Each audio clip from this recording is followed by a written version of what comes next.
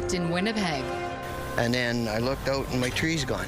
Cleanup is underway after a devastating storm. Also tonight, rehoming hotel furniture. The Fairmont is undergoing a massive makeover where everything but the walls are going. And later, pops of color.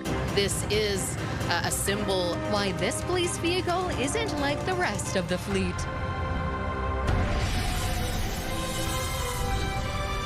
CTV News. Live from downtown Winnipeg with Taylor Brock. Good evening and thank you for joining us. Southern Manitobans are cleaning up after another round of severe thunderstorms last night. Here in Winnipeg, power lines went down, trees were uprooted, and even fences are toppled over. CTV's Harrison Shin shows us what happened. This is the devastating aftermath of a severe thunderstorm, a garage barely standing, and part of the same home's wood panels and roof shingles gone. Bob Mathis lives nearby. Well, I looked out when I heard the thunder and the noise, and it was like in a movie. It just, something was flying by, which was probably all the shingles from the neighbors.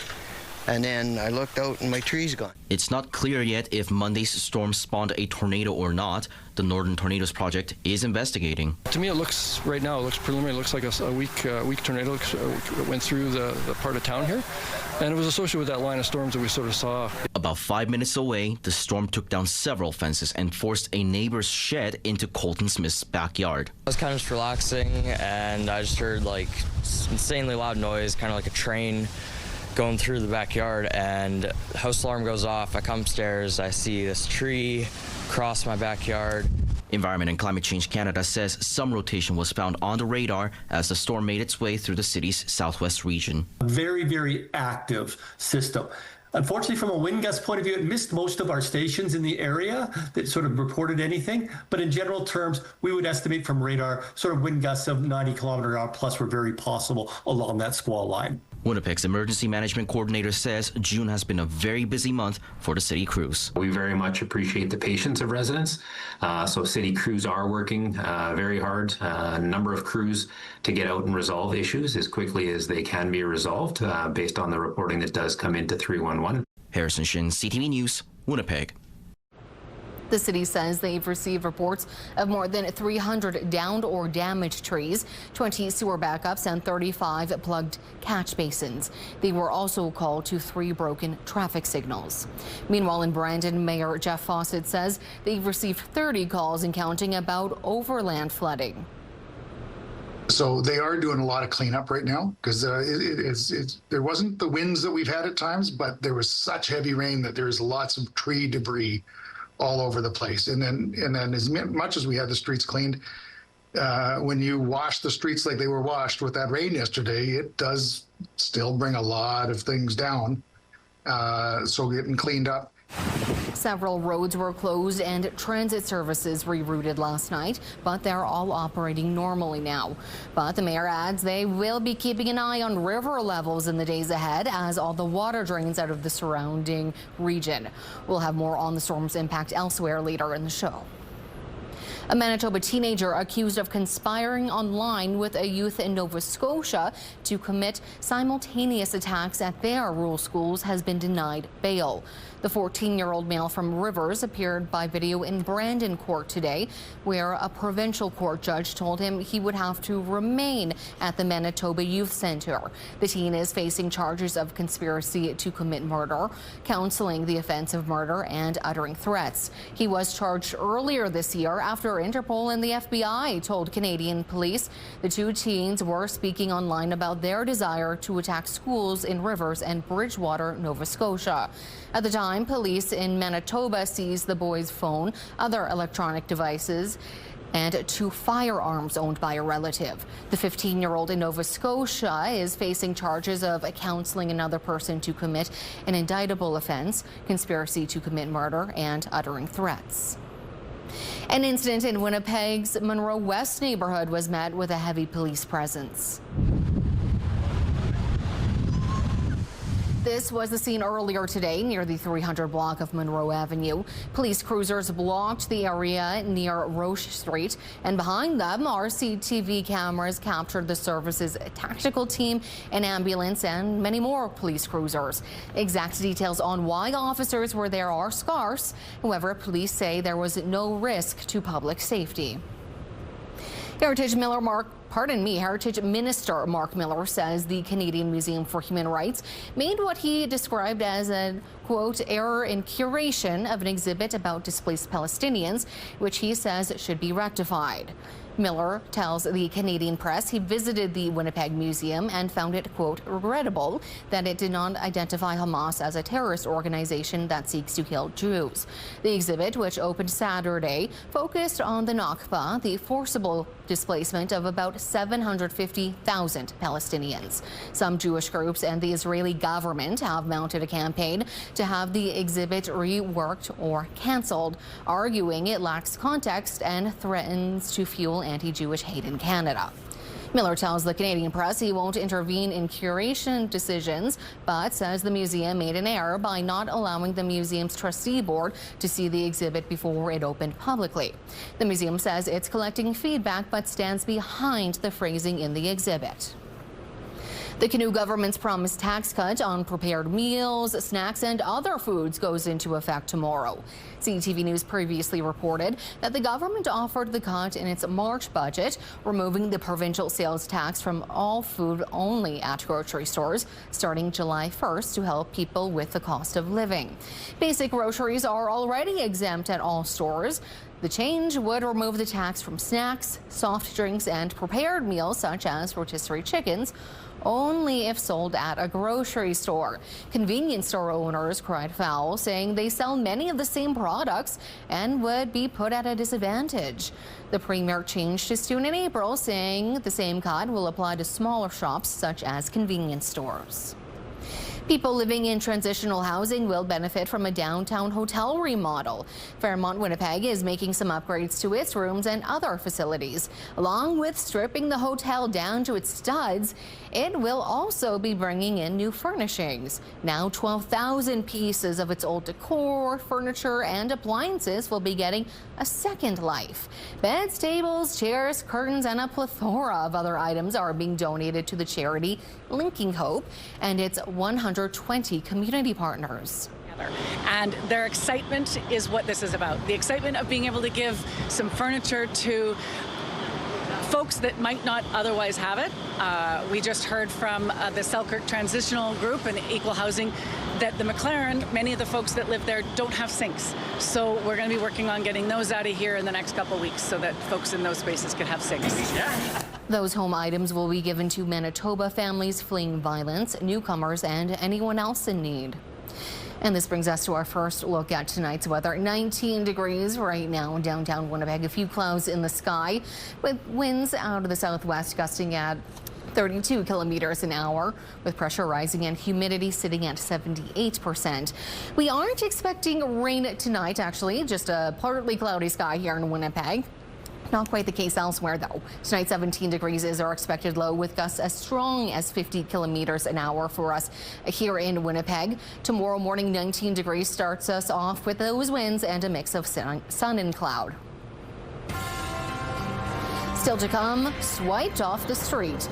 A St. Adolphe man is in shock after seeing how his ATV was stolen. How the brazen thieves pulled it off next.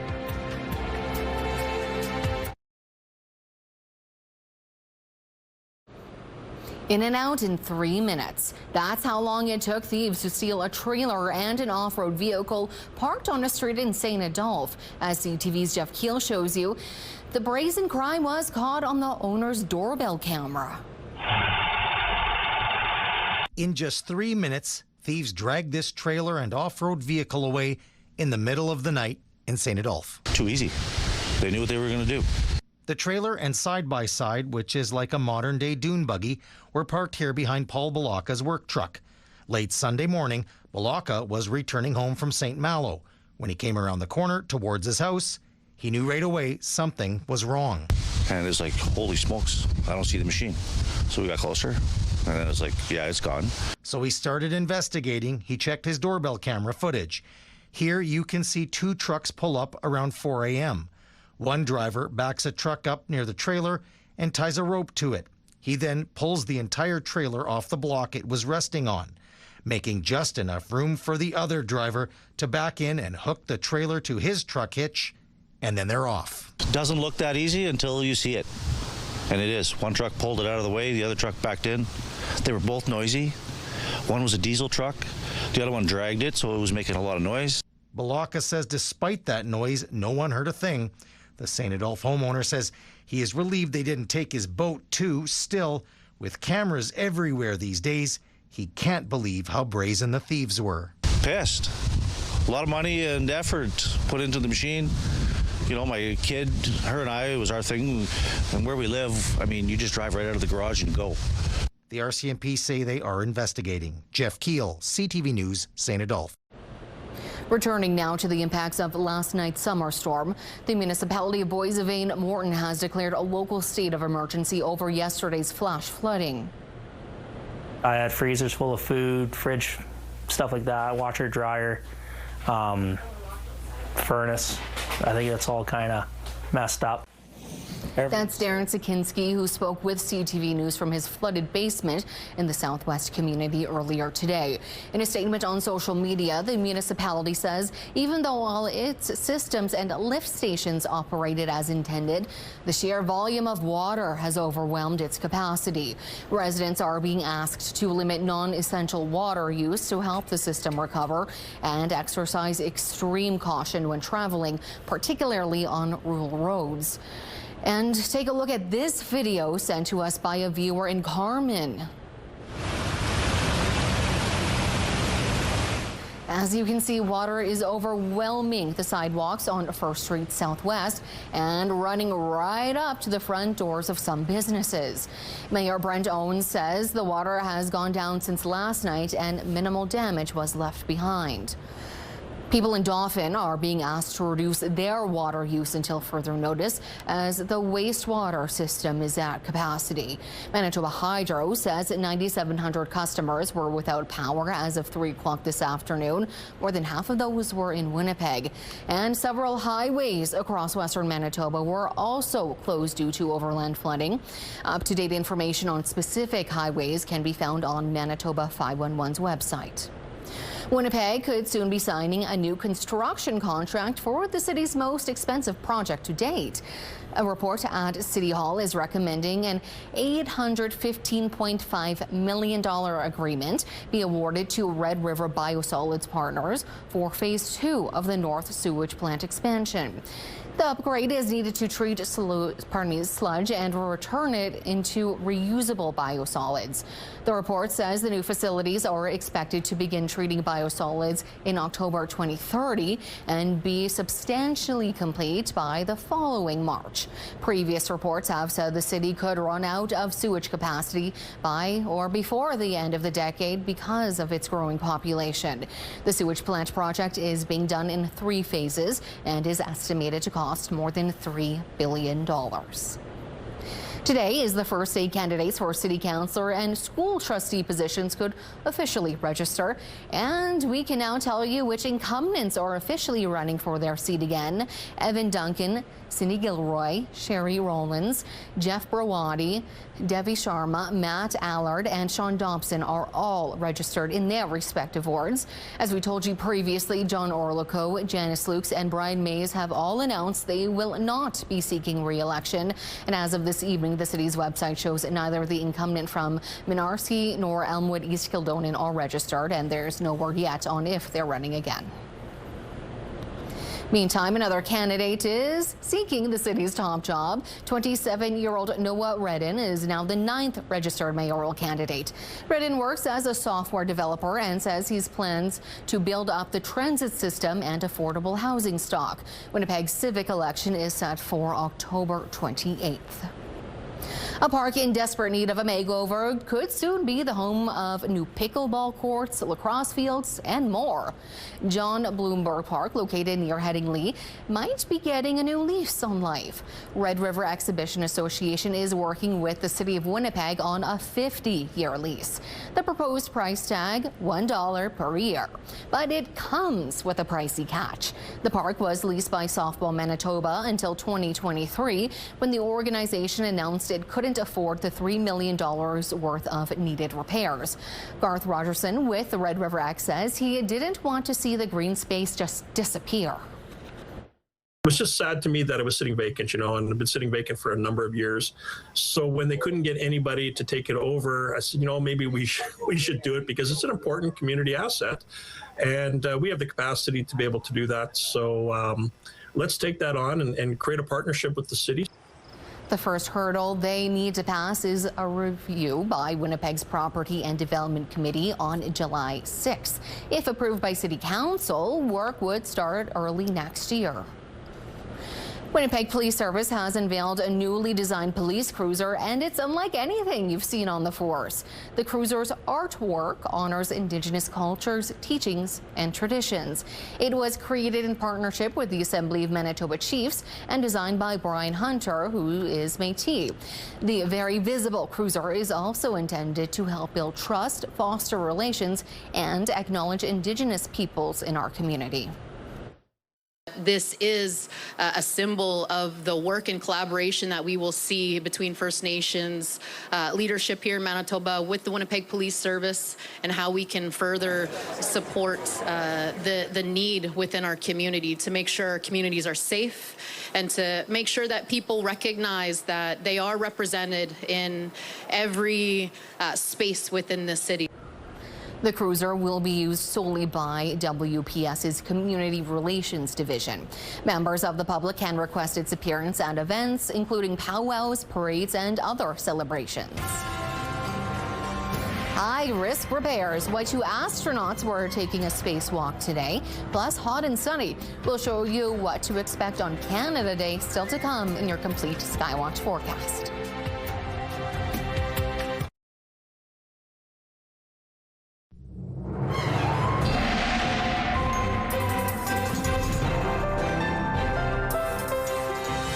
Tonight's Skywatch photo comes to us thanks to Christina of a beautiful night overall on the golf course. You can send your weather photos to Winnipeg Weather at ctv.ca. I guess things are greening up on the green. We are expecting, though, more rain, not just here in Winnipeg, but across much of Manitoba over the next few days, including on Canada Day. I'm going to move to the side here so we can get a good picture of what's happening right now in places like Dauphin and Russell by the Saskatchewan border. Swan River, you are not currently under this thunderstorm alert. However, I'm going to just move us to the next slide here so you can get a good picture of what's happening. So as you can see, this very large system swirling around Manitoba is bringing with it that risk of severe thunderstorms, particularly in regions like Dauphin right now. However, much of Manitoba is expecting rain throughout the day on Canada Day. Here in Winnipeg, if you do have big plans, looks like rain's not going to start really falling until the afternoon. So if you're doing things like cleaning up after those big storm that big storm system that rolled through the province, maybe do it in the morning, because this system is sticking with us not just tomorrow but Thursday as well. We are going to be seeing in northern Manitoba a clear day. Actually, you folks are getting some nice weather actually, so if you've got a few days off, maybe head to northern Manitoba. Taking a look at the temperatures, though, Churchill's gonna be cold tomorrow, so I guess you're kind of deciding whether you want to wear a sweater or a raincoat, although So sunny there with that rain we saw just a moment ago, really across the rest of the province tonight and tomorrow. We are seeing tonight in Brandon temperatures reaching a low of 14 degrees and a high of 21 tomorrow, with a chance of thunderstorms throughout the region tomorrow. Here in Winnipeg, mostly cloudy actually overnight with 24 degrees as the high tomorrow. And we'll see hot temperatures in Fort Francis reaching a high of 28 tomorrow for you folks. And a mix of sun and cloud on Thursday here in Winnipeg. 2 NASA astronauts went on a spacewalk today. They were repairing a joint on the International Space Station's robotic arm. I see you've got your tether in a good config. I see it not tangled with anything. And I see your VR key is good. You look like you're in a good config. The joint on the Canadarm2 malfunctioned in May. The Canadarm2 was installed on the space station in 2001 and is nearly as old as the station itself. And it's nearly Canada Day. We'll show you how Ottawa is celebrating coming up next after the break.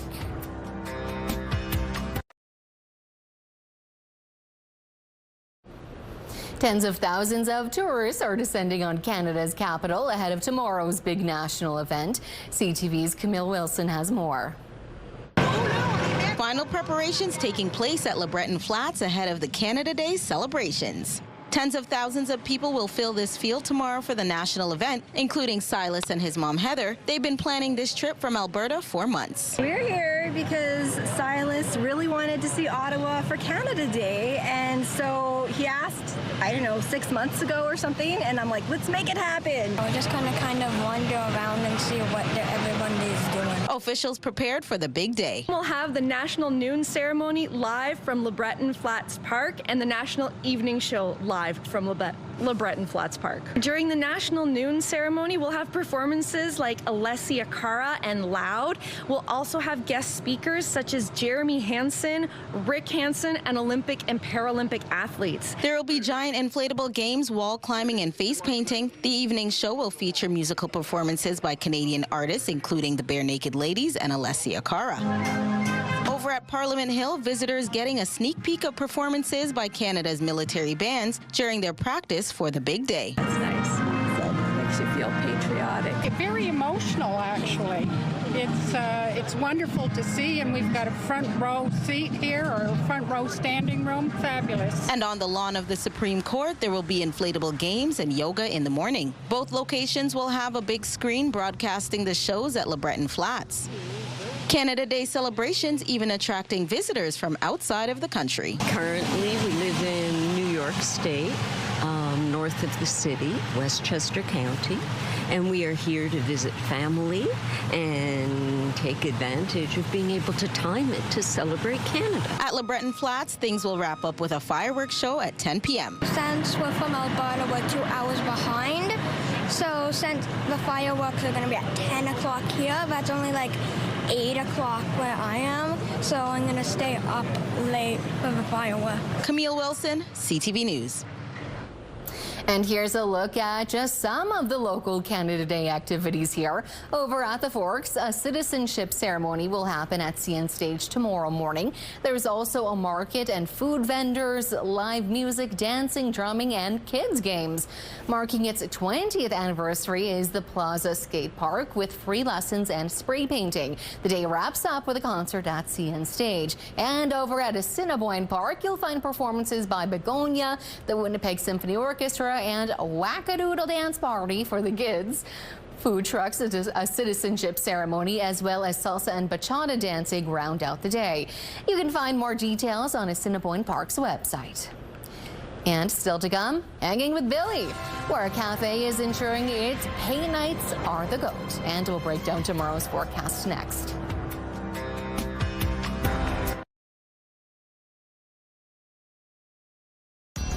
Women's clothing provided by RW & Company. Salon services provided by S&Teak Spa Salon. Tomorrow in Winnipeg, Canada Day starts off pretty warm with a mix of sun and cloud. However, if you are planning an evening barbecue for dinner, I would possibly skip it. There's a chance of showers. If you can't find a friend to come paint with you, no worries. This Newfoundland cafe has goats to keep you company. The Clay Cafe hosts a paint night 2 times a month that's been sold out since 2019. It's all because of an adorable twist: goats running around. They come from a farm in Mount Pearl and keep artists company as they take part in a painting or pottery class. And that's it for us tonight. Thank you for watching, and good night.